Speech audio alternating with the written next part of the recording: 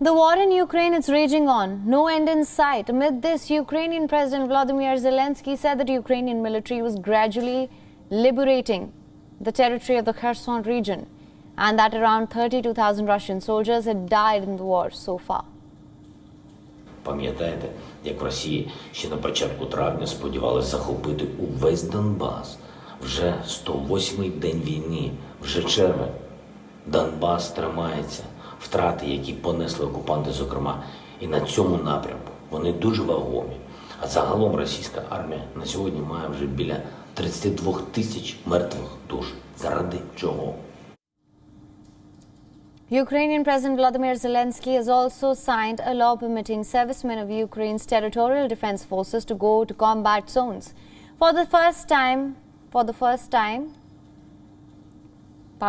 time being, units of Ukraine's territorial defense forces perform tasks solely within their region or community. This law will authorize their deployment all across the country. The decision on deployment will be made by Commander-in-Chief of the Ukrainian Armed Forces. Meanwhile, head of the Luhansk People's Republic claimed that Ukrainian troops were still present at the Azot chemical plant in the fiercely contested city of Severodonetsk, adding that Russian troops have not yet gained control of the city. He also urged all Ukrainian soldiers in the region to surrender arms and accept defeat. С той стороны, да, они там украинские националисты, они украинские фашисты, это понятно, но мне кажется, вот на их месте я бы уже принимал решение, потому что вот достаточно много примеров за последние там 3-4 месяца того, что мы в любом случае добьемся своей цели. Мы в любом случае освободим промзону, мы в любом случае освободим Северодонецк, мы в любом случае будет наш Лисичанск. As the conflict continued to pick up steam, Ukrainian army released a video claiming a purported attack on Russian positions. The video shows the unit in Kharkiv fighting Grad rockets from a BM-21 multiple rocket launcher. The Ukrainian soldiers claimed success in the operations, saying they were able to hit 2 Russian targets through the attack.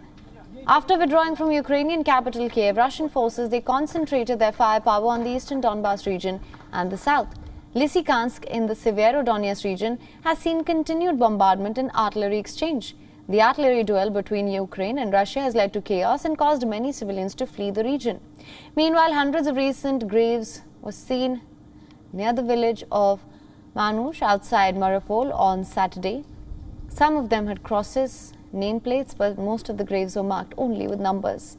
According to the United Nations, over 7 million people have been displaced since the beginning of the conflict, with no end in sight.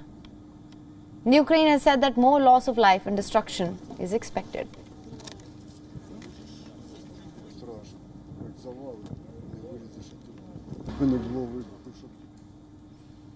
WION is now available in your country. Download the app now. Get all the news on the move.